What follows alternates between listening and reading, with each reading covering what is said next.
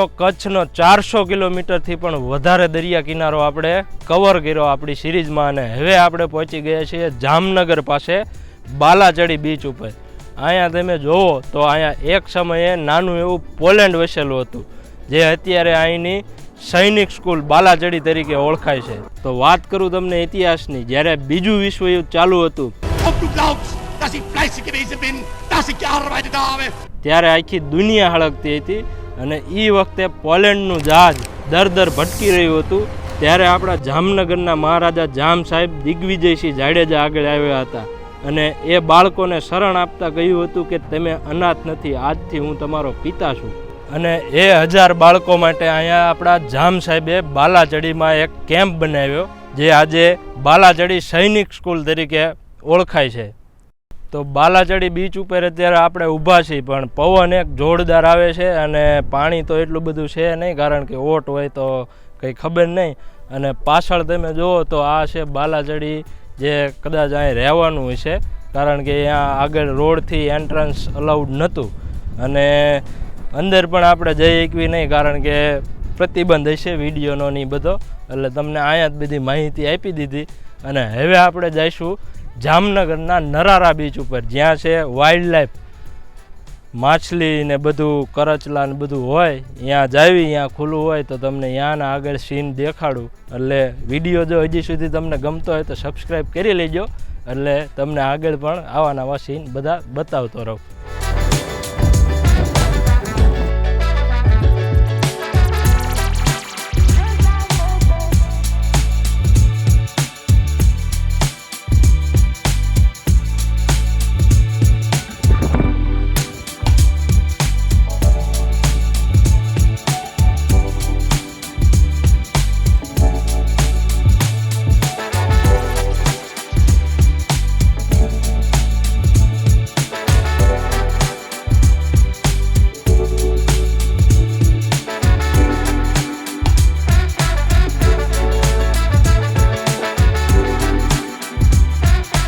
બાલાચડીથી આપણે નીકળ્યા અને જામનગર આગળ આવે છે આ નરારા બીચ, જ્યાં તમને દરિયાઈ બધા જીવ જોવા મળશે. અત્યારે 1:30 વાગ્યો એટલે થોડીક આપણે મોડું થઈ ગયું, એટલે એટલા બધા જીવ જોવા ન મળ્યા આપણને. કરચલા ને બગલા જોવા મળ્યા.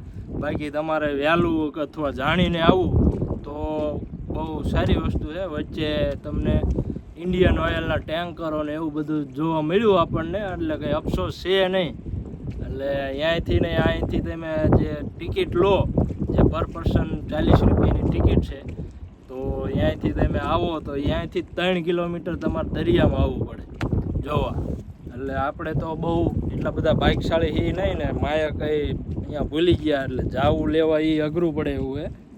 એટલે હવે તમે જો આ ભરતી થઈ જાય, બાકી તમે આવશો એટલે થોડું કાગું હોય છે પાણી આમ.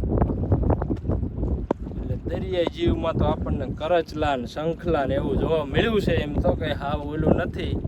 એટલે તમે જો અહીંથી નીકળો દ્વારકા જવા તો વચ્ચે આવે છે, એટલે જોવા અહીં અચૂક આવજો. અને હવે આપણે અહીંથી જઈશું આગળ, અને આગળના વ્લોગ તમને હવે દેખાડું, કારણ કે અહીંયા તો હવે એટલું બધું પાણી આવવા માંડ્યું છે, કારણ કે હમણાં જો લાઈન રહી ને એમ અહીંયા હાલીને ગયા હતા, અત્યારે પાણીથી ભરાઈ રહી છે. એટલે અત્યારે ભરતી ચાલુ છે, તમારે અહીંયા આવવું હોય એટલે બોટમાં આવવાનું.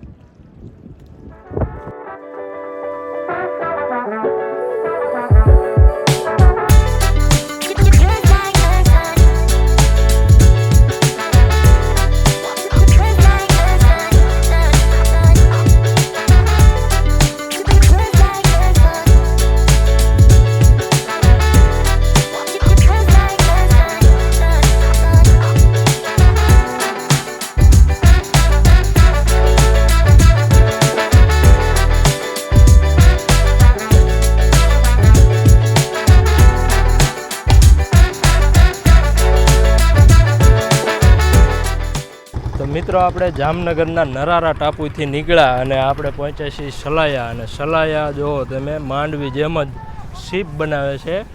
અને અહીંયા આપણે જો આ છે સલાયા પોર્ટ, અને આપણું બાઇક અહીંયા પહોંચી ગયું છે સલાયા. જે માંડવી તમે શીપ દેખાડ્યું હતું એવી જ રીતે અહીંયા પણ શીપ બને છે.